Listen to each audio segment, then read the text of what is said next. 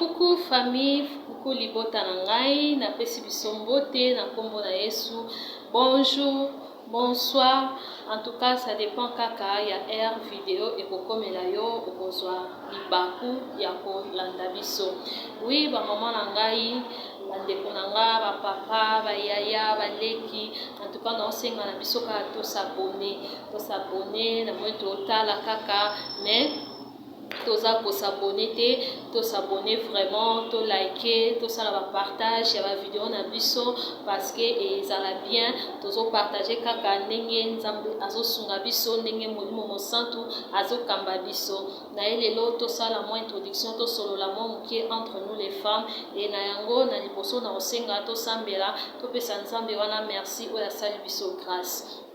Éternel Dieu des armées, to pambolio, to commission, merci na souffle de vie, merci na bon moyen moko na moko yo bateli yo protéger, Yahweh te recommander moment na maboko na yo, diriger biso kamba biso, lobela biso Yahweh, tikete o ekobi makati no esika Yahweh ezala mbuma oyo Yahweh nzambe nanga ezokota likolo ya mabanga te kasi ya mabele kitoko o ekobi misambu malango, kombo no ekumba mene to la message lama, Seigneur lobela biso kamba biso ton sapso na intelligence pe na sagesse na yo dans le nom puissant de Jésus. Amen.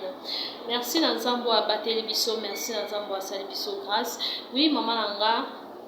na ekaka lelo na ngaka to solola ka nde zalaka to solola na oyo etali bopeto ya mwasi. Balobi mwasi nde propriété. Propriété mwasi ezaka pe fierté ya mwasi. Mwasi oyo aza propre, ye moko kati na ye, eza teke po oyo bato baomona libanda parce que eza na basi mosusu omona ye na nzela, okomona ye libanda alati bien, tant mosusu paza pe na solo pe ya parfum ya bien, omona pa azolumba pe solo moko ya kitoko, mais so ozongi kote alamukelaki mawa mingi, so ozongi kote avandelaka mawa mingi, donc ozomona mwasi oyo soin na ezaka ya libanda, mais soin ya mwasi ezalaka tina kati, tant oloba tina kati esika yo outi, epuis nzoto na libanda pe kati na yo,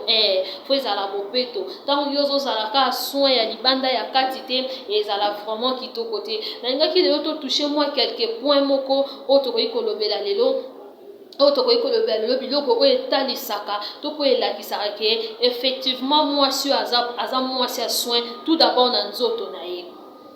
Eza na basi biso basi ba mama toyebi ke totiaka na mutu na biso parce que soin ya mwasi ebandaka likolo tina se toyebi ke mutu na biso oyo ezalaka rare omona pena suki ya mwasi boye ekoma mwa rare, ezalaka mwa rare po nini po lelo tokoma na baperruque batissage batresse mpe totiaka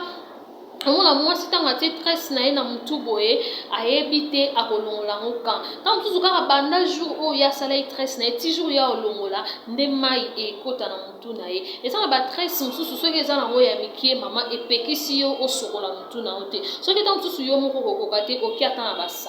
basalon ezali okokende ata na basalon okokende basokoli yo mutu bakosokola yo mutu bakoseshe yo mutu na yo bien kitoko ekolumba solo ya bien ekolumba solo ya kitoko parce que ozotoka chaque jour tango ozana bifunda wana na mutu ozotoka mutoki wana ezobota bakushe wana ezobidégage ebimisa solo alors na solo wana ekoindispose mobali ekoindispose bato oyo ozana bango pembeni eza kitoko te toyeba kobongisa na point wana nangaki nazwa lisusu point mosusu oyo eza ya munoko na biso epuis matoi epuis na solo basi mususu matoi na bango ebimisaka sali ezaka na salite moko ozotala boye na pembeni omona pena salite kite evandi ti awa nsima matoi kuta esala bakushe koloba te ayebi ata ndenge anika nsima matoi te ayebi ndenge azwa tige koton kosukola konetwaye matoi na ye te ozomona ozotala matoi ya moninga mwasi ozomituna soki avivra kaka na mondo donc ozomona salite moko evandi ye kutu etali ete dérange aye te ayoka ata yango te amona ata yango te ayebi yango kutu te ayebi te nde bakota tige koto ya onetwaye matoi na ye zolo salité ozo sona muto ozo mona ke zolo salité yo ozo mona na ebité total ra miroir ou bien total raté ozo mona ke zolo eza salité muto ayebi ko nettoyer zolo na été moi si a brossara 2 fois maman ngata 3 fois so esengi yo brosser ça problème té moi ça brossara 2 fois na tongo lamuki na butu avant yo tia makolo nzoto no na mbetu osokoli nzoto na yo normalement et puis oyebi na kosokola munoko na yo wana to banya likolo to kokota pe na ba soins intime to kokita tina se to kolobela nyonso tu wana oyebi na kosokola munoko na yo comment yo lié na journée o lié biloko nyonso yo lié wana na journée nyonso yo yebi o lié wana o liaka o lié siko tangu yo lié yango na butu oke okumati lolenge wana na kati ya mbetu na yo tangu yo mati na mbetu ozwa indisposé mobali bokozwa temps ya kosolola ndenge ni tangu bino bokozwa temps ya kosolola est-ce que okozala tranquille to ye moko akozala tranquille donc ozomona ke ozwa indisposé eza kaka ezolobela kaka mwasi te mais eza na mwasi na mobali donc avant ya komata na mbetu esengaka na biso kosukola munoko na biso olenge esengeli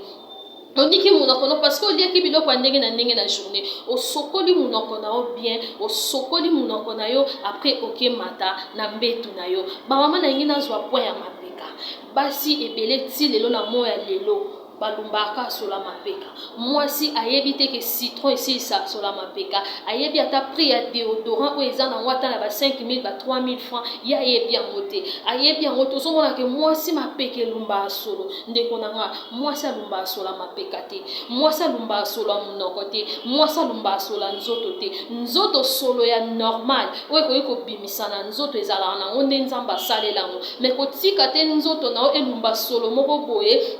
oyo ekwa indisposé bato mwasi alumba sola mapeka te mwasi alumba sola nzoto te mama citron eza moins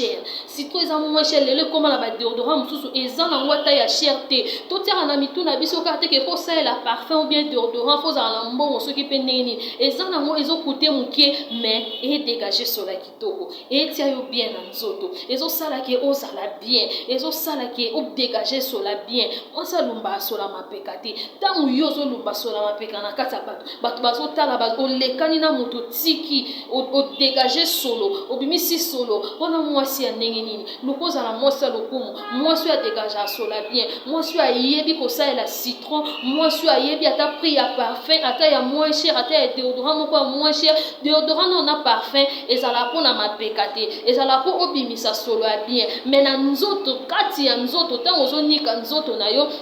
ezalaka malamu konika yango na citron ezalaka malamu konika yango na citron sans mapeka no konika yango na citron parce que badéodorant na baparfum wana ezoya kaka mpo esalaki obimisa solo moko ya bien ezalaka nanu mpo na mapeka mpo ekanga solo mapeka non ezalaka mpo ebimisa solo ya bien mpo nzoto na odégage solo ya bien mais citron nde ezalaka kolite contre basolo wana nyonso ya mapeka c'est très important mama yeba s'entretenir très bien yeba kozala mwasi ya soin mwasi ya lokumu o mobali no azomona akumisa nzambe mobali no amona asepela na yo bato bazomona bazosepela yo moko na ntango ozomitala boye na kitalatala ozozala fier na yo moko ozala bien fier na yo moko parce que oyebi ke ozwaka bien soin ya nzoto na yo ozosentretenir très bien lolenge esengeli ntango yo ozotia nzoto na yo te oza kosentretenir lolenge esengeli te ezaka pasi en tout cas bamama na nga bandeko na nga ya basi ya mibali toyeba kozwa soin ya banzoto na biso surtout lelo basi mwasi okomona mwasi moko boye alamuki kote alamukaki oyebi te atiki yango ndenge nini okoti na cuisine na ye otali oyoki mawa mais soko omoni ye libanda okumisi nzambe oyebi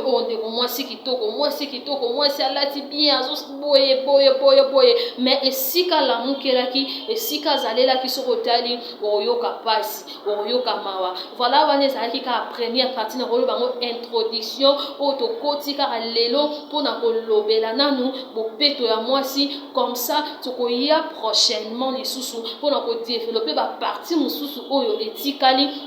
on a kokota lisusu na biloko oyo mususu etikali ekozala malamu mpona biso ya mwana nazosenga na biso kaka to s'abonner kaka massivement to s'abonner vraiment et to sala ba partage to like ba vidéo na biso to partager mpona ko inviter baninga mususu oyo bazana libanda baya bayoka to partager ekozala bien ekozala kaka kitoko ekozala kaka malamu nzamba lola apambola biso ngana bino tokutani prochainement mpona numéro ya sika lelo tozalaka na introduction après tokoya ko développer ka ndenge ezalaka tika nzamba lola apambola biso.